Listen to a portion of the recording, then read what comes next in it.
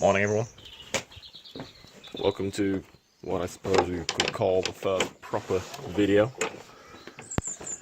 that I've done where you actually hear me talking.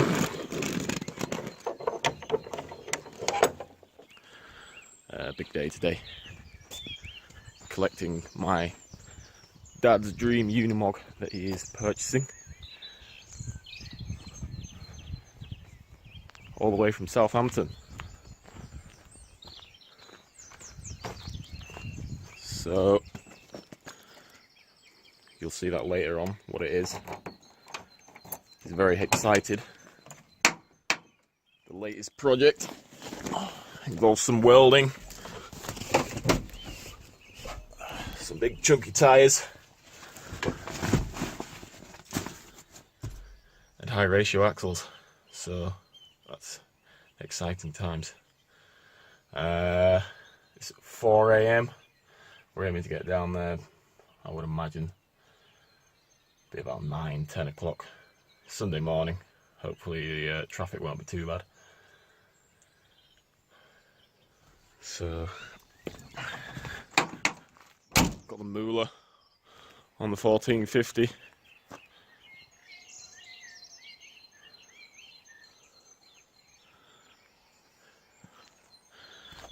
Get down there and get it loaded up, non-runner.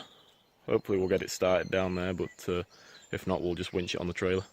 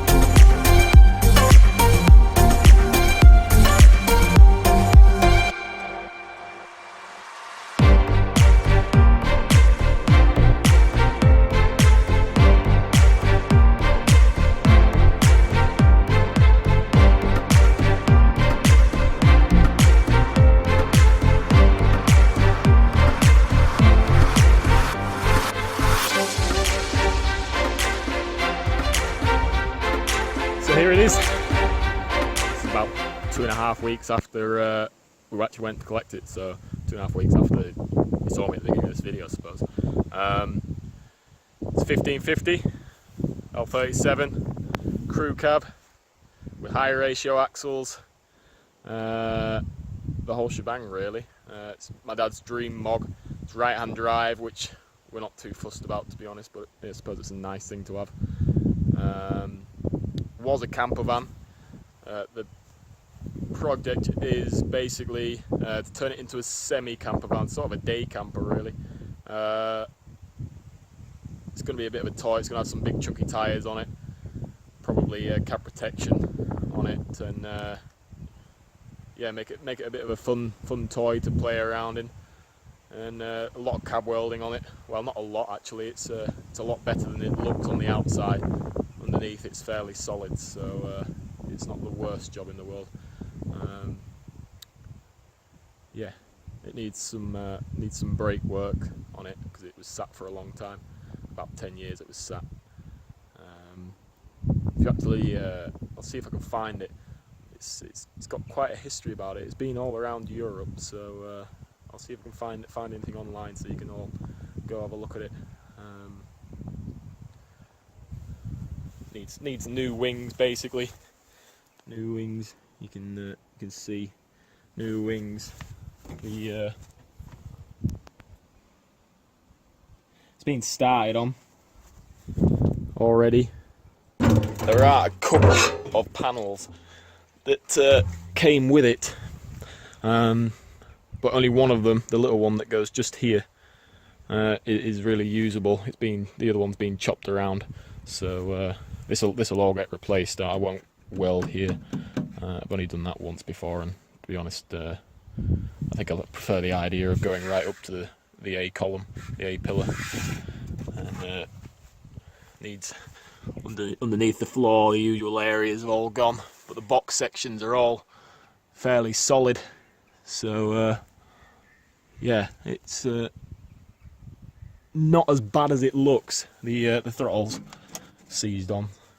Ex-SAS, so it'll probably been ex-special boat ops, sorry.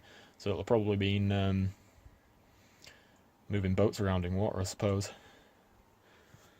It's got air ride seats. They weren't from the factory. They're out of an Iveco, if I remember rightly, the guy said.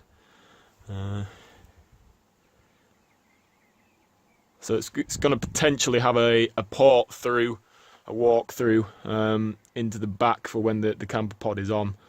Either that or basically do like a panoramic cutout of the window, and then make a removable panel that goes in there, so that when the camper pod's not on the back, you can have the panel in there, and it'll be a a bit like a solid back panel really.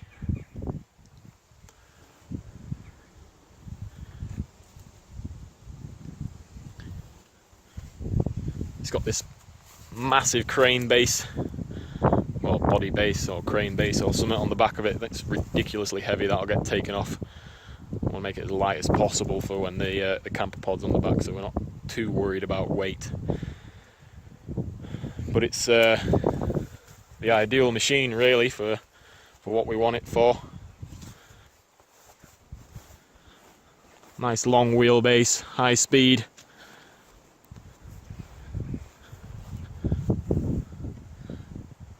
Apparently it was fueled up to about 180.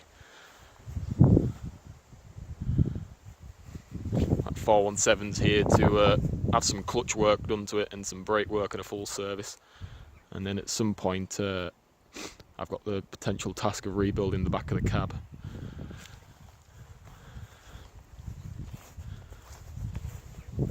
So yeah, we'll it's one for the pipe works.